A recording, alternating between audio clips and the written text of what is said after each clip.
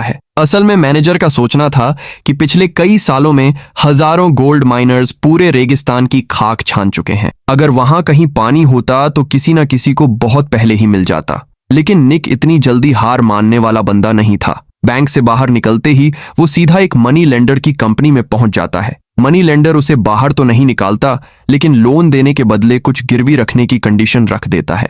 निक के पास अब गिरवी रखने के लिए कुछ भी नहीं था। उसकी सारी दौलत तो जमीन में इन्वेस्ट हो चुकी थी।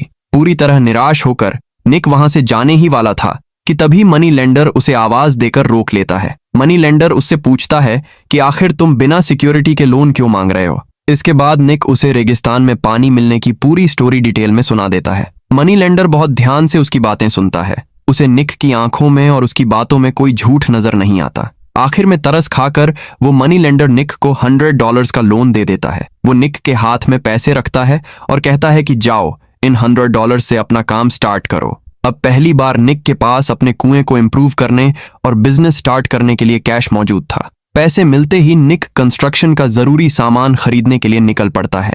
लेकिन जैसे ही वो दुकान से बाहर निकलता है, उसकी नजर सामने खड़ी एक बेहद खूबसूरत औरत पर पड़ती है। वो औरत स्माइल करते हुए निक को अपने हाथों से इशारा करके बुला रही थी। निक को लगता है जैसे अचानक उसकी किस्मत खुल गई हो और वो खुशी खुशी उसके पीछे उसके कमरे में चला जाता है। वो औरत बाहर से तो बहुत प्यार और अपनापन दिखा रही थी, लेकिन अंदर ही अंदर वो निक के शरीर से आने वाली बदबू से बहुत परेशान थी। असल में उस औरत का मेन टारगेट निक की जेब में रखे वो इन $100 थे।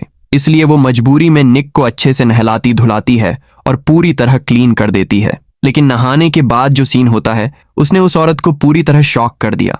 निक नहाकर फौरन अपने कपड़े पहनता है, अपना सामान उठाता है और बिना एक भी पैसा दिए वहां से भाग निकलता है। औरत कुछ सेकंड्स तक तो हैरानी से निक को जाते हुए देखती रहती है। फिर उसका चेहरा गुस्से से लाल हो जाता है और वो एकदम आग बबूला हो जाती है। वो गुस्से में पागल होकर पास रखा यूरिन का बर्तन उठाती है और पूरी ताकत से निक की तरफ फेंक देती है। निक को दूर भागते देख औरत का गुस्सा और हाई हो जाता है। एक तो उसे निक से कोई पैसा नहीं मिला और ऊपर से उसका बर्तन भी टूट गया। उसे लगता है कि उसका बहुत बड़ा लॉस हो गया। लेकिन निक कोई ऐसा इंसान नहीं था जो हमेशा के लिए किसी के पैसे मार ले। उसी रात निक काफी पैसे खर्च करके मार्केट से बिल्कुल कॉपी वैसा ही एक नया बर्तन खरीद कर लाता है। वो बर्तन लाकर औरत को वापस देता है और उसके नुकसान को कवर कर देता है। साथ ही निक अपनी इस गलती की माफी मांगते हुए उस औरत को अपने साथ रेगिस्तान चलकर वहां की मालकिन बनने का ऑफर भी दे डालता है।